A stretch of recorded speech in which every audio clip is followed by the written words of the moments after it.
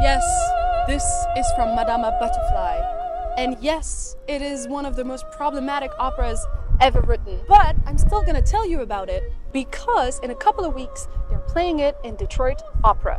Before you cringe, let me tell you that this production is absolutely brilliant. For those of you who don't know this opera, it was written in the 1900s by one of our favorite Italian composers, Puccini, who picked a story about a 15-year-old Japanese geisha.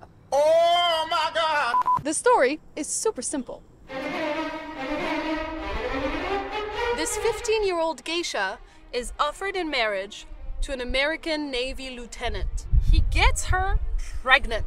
Then he leaves and he comes back a couple of years later with his American wife in order to take his child from the geisha and bring it back to the States so that he can raise him with the American wife. So Butterfly is forced to give her son away and she kills herself in front of him.